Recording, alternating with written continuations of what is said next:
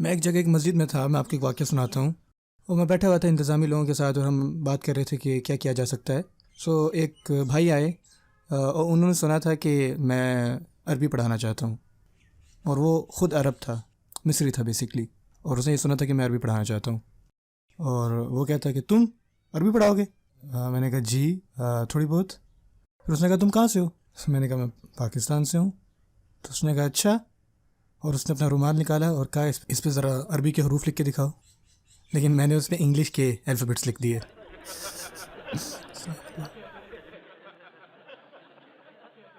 تو اس نے کہا دیکھا نہیں آتی تمہیں عربی؟ میں نے کہا ہاں آپ ٹھیک کہہ رہے ہیں، صحیح بات. اور پھر وہ میرے ساتھ بیٹھ گیا اور مجھے عربی پڑھا رہا ہے. آدھا گھنٹہ میں بیٹھا رہا ہوں، ڈسکس کرتے رہے. اور پھر اس کو جانا تھا، پھر وہ چلا گیا. اور اسی رات اسی مسجد میں انتظامیہ نے مجھے کہا کہ آپ نے عربی کیوں ضروری ہے اس پر آپ نے لیکچر دینا ہے. اگر آپ یوٹیوب پہ جائیں اور لکھیں ہاؤ ٹو لرن عربک یا وائی لرن عربک، تو وہ جو لیکچر ہے نا وہ اس مسجد میں دیا گیا ہے. اور وہ آدمی سب سے پہلی صف میں تھا اور پورے لیکچر میں وہ مسکرا کے میری طرف دیکھ رہے. تو جب وہ میرے پاس آیا اس نے کہا کہ تم پاکستانی عربی پڑھاؤ گے؟ اور میں اس کو کہتا اچھا سر کہ کوئی بات نہیں، انشاءاللہ ٹھنڈے ہو جائیں. آپ بالکل ٹھیک کہہ رہے ہیں، مجھے کچھ بھی نہیں آتا. غصے میں بالکل مت آئیں، ٹھیک ہے؟ اپنا پارا بالکل بھی مت کھوئیں. اگر لوگ آپ سے اس طرح بات کرتے ہیں کوئی بات نہیں. اور اصل میں آپ کو کیا پتہ بیسکلی کہ لوگ آپ سے اس طرح کیوں بات کر رہے ہیں. ہو سکتا ہے کچھ پریشان کرنے والی چیزیں ان کی زندگی میں چل رہی ہوں. سو آپ کے پاس آتے ہیں، وہ غصے میں آ جاتے ہیں، کوئی بات نہیں. آپ کو تو پتہ ہے آپ کو لوگوں کی طرف مہربان اور تحمل والا بننا ہے. آپ کو پتہ ہے کہ بدو عورتیں اور بدو مرد وہ آتے تھے اور آپ صلی اللہ علیہ وسلم پہ یعنی چیخاں چلانا شروع کر دیتے تھے. وہ مسلمان تھے لیکن نہیں پتہ تھا، وہ اونچی اونچی بولتے تھے. اور پتہ ہے آپ صلی اللہ علیہ وسلم کبھی اپسٹ نہیں ہوئے، انہوں نے تحمل سے کام لیا. صحابہ سے تو بالکل برداشت نہیں ہوا، لیکن آپ صلی اللہ علیہ وسلم سبحان اللہ انہوں نے کہا کوئی بات نہیں، خیر ہے انشاءاللہ. یہ آپ صلی اللہ علیہ وسلم کی سنت ہے. جب لوگ آپ کو ایسے باتیں کہتے ہیں جو آپ کو غصہ دلاتی ہیں تو آپ کو وہاں پہ تحمل سے کام لینا چاہیے. اور مزے کی بات، جو یہاں پہ بھائی بیٹھے ہوئے ہیں، بعض اوقات آپ کی بیوی آپ کو ایسی باتیں کہے گی ہو. جب آپ سنتے ہیں آپ یہ نہیں کہتے کہ وہ جاہل ہے، بلکہ وہ کہنا چاہیے سلام. خاموش رہیں، ٹھیک ہے؟ الٹے جواب مت دیں. میری بہنیں جو اوپر والی منزل میں بیٹھی ہوئی ہیں، آپ کے خاوند آپ کو ایسی باتیں کہیں گی جو بالکل برداشت سے باہر ہیں. لیکن اللہ تعالیٰ نے آپ کو ایک اسپیشل پاور دی ہوئی ہے. میری 3 بہنیں ہیں، میری بیوی ہے اور میری 4 بیٹیاں ہیں. مجھے پتہ ہے کہ خواتین کے پاس ایک اسپیشل پاور ہوتی ہے، اور ان کی پاور یہ ہے کہ وہ آپ کو اس طرح سے واپس جواب دیں گی نا کہ آپ کو لگے گا کہ آپ کے دل میں کسی نے خنجر کھوپ دیا ہے.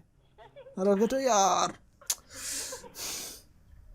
لیکن آپ بہنیں، میں آپ سے مخاطب ہوں، جب آپ کے خاوند پارے سے باہر ہو جائیں یا وہ زیادہ ایموشنل ہو رہے ہیں یا زیادہ غصے میں آ رہے ہیں، سلام، ٹاپک کو چینج کر دیں. اور سلامن قالوا سلامن کا مطلب یہ نہیں ہے کہ اللہ تعالیٰ کو کہہ رہے ہیں لٹرل سلامن کہنا ہے کہ کوئی لڑ ہے تو آپ سے کہہ رہے سلامن. اس طرح نہیں، یہ اس کا مطلب نہیں ہے. سلامن جس کو عربی میں حال کہتے ہیں، یہ وہ یہاں پہ ہو سکتا ہے. آپ کو پتہ ہے مطلب کیا ہے؟ وہ تحمل سے بات کرتے ہیں. وہ یہ نہیں کہ سلام لفظ کہتے ہیں، وہ تحمل، آرام سے بات کرتے ہیں.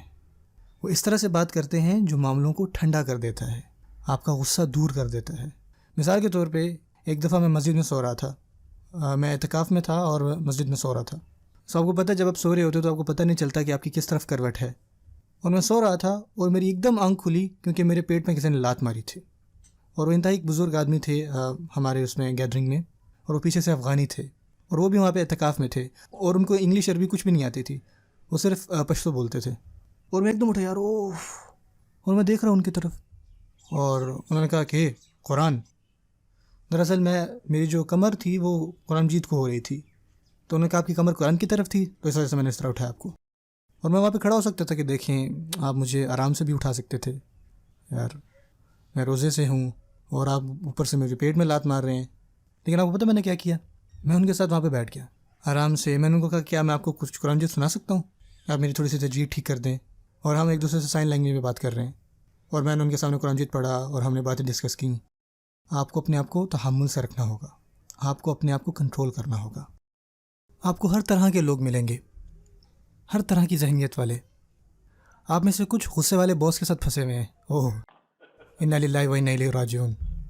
جیسے وہ ہر ٹائم غصے میں ہے، وہ غصے میں اٹھتا ہے، وہ کھا رہا ہے، وہ غصے میں ہے، یہاں تک کہ وہ ہنستا بھی غصے میں ہے. اور پتہ ہے کہ آپ کو تحمل کے ساتھ ان سے معاملہ کرنا پڑے گا. آپ کے پاس لوگ کام کرتے ہیں، آپ کے پاس ٹیچرز ہیں، آپ کے پاس اسٹوڈنٹس ہیں جو آپ کو غصہ دلاتے ہیں. آپ کو اپنے آپ پہ کنٹرول کرنا ہے. آپ کلاس میں غصے میں نہیں آ سکتے.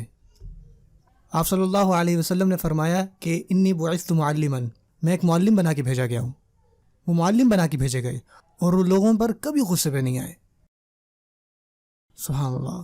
ان کے خادم ہمیں بتا رہے ہیں کہ وہ ان کے ساتھ اتنا عرصہ رہے اور انہوں نے کبھی ان کو نہیں کہا کہ تم نے ایسا کیوں نہیں کیا اور ایسا کیوں کیا، پورے اس عرصے میں. سبحان اللہ. میری دعا ہے کہ اللہ تعالی ہمیں عمل کرنے کی توفیق عطا فرمائے.